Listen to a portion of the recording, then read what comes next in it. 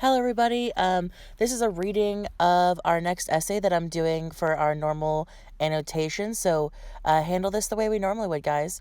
You know how just like in class, I would read the essay to you, and you would annotate your text as you go with either in the margins or with sticky notes or writing notes in your notebook. So do the same exact thing. Though I am going to ask you guys to share some of your annotations after each annotation. That way we can still have some of that like back and forth like we would normally have in the classroom setting. All right, so let's get started. First, I'm going to read the little intro bit about Marie Avindi. She was born in Albuquerque, New Mexico, and attended the University of Oregon, where she earned a bachelor's and a master's in geography, and was published in Harvest, the university's annual writing publication. As an undergraduate, she became interested in international development. She worked as a researcher for Harvard Center for International Development and traveled to Malawi to conduct research on the connection between fertilizer subsidies and food security. Currently involved with a nonprofit organization devoted to bringing clean water to communities in Kenya, she is also a musician whose instrument of choice is the marimba, an African percussion device similar to the xylophone. So, guys, basically what that intro should tell us is that she's someone who knows a little something about international relations and about economy and about culture and how those things are all interconnected. And that's pretty much what this is about. Plato o Plomo, silver or lead. So, in this essay, with how actions taken this is about how actions taken by the United States can affect people in other countries, often without our realizing it. To make her argument concrete, she tells the stories of two boys, Eric, an American, and Miguel, a Colombian, Colombia being a country in South America. This is to remind us that global problems start and end with people, and the boys represent the cause and effect at their most specific. She wrote this paper for a freshman writing course and revised it for this collection in 2004. At 8 a.m. on a Friday, or 8 p.m. on a Friday night, Eric walks down the street in his American hometown whistling. Tonight, for the first time in almost a week, Eric does not have to do homework or chores. Tonight, Eric is a free spirit. Best of all, tonight Eric has scored some drugs.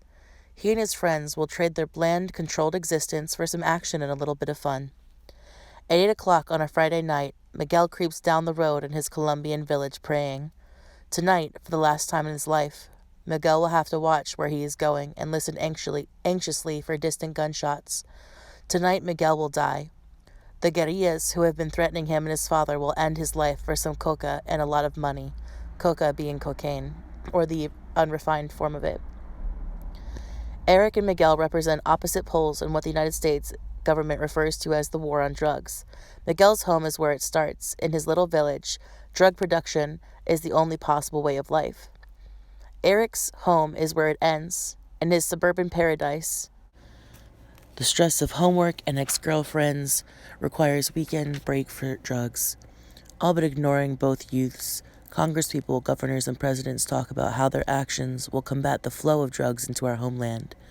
In an attempt to find the quickest route around a complicated problem, the United States sends billions in aid dollars every year to the governments of Latin American drug source countries such as Colombia, Ecuador, Bolivia, and Peru. But the solution isn't working. Political turmoil and violence continue to plague the countries to which we are sending aid, and illegal drug use in the United States remains fairly constant. To begin to solve the problem, we need to understand what's happening in the drug source countries, how the United States can and can't help there, and what, instead, can be done at home. So you guys will note right there, that was their thesis statement. That was their very, very clear thesis statement for the problem solution essay. Miguel's country, Colombia, is one of the top recipients of U.S. money and military weaponry and equipment. According to the U.S. Department of State, Colombia produces nearly 80% of the world's cocaine, as well as a significant amount of the U.S. heroin supply. Drug production has become a way of life for Colombians. Some call it the Plata o Plomo mentality. Plato o Plomo, again meaning silver or lead. And it means that one can either take the money, drug money, bribe money, and so on, or take a bullet. Since 1964, the country has been essentially run by drug lords and leftist extremists, mainly from the FARC, the military wing of the Colombian Communist Party, whose guerrilla presence is much stronger and more threatening than that of the actual government. In response, extreme right-wing paramilitary forces act in an equally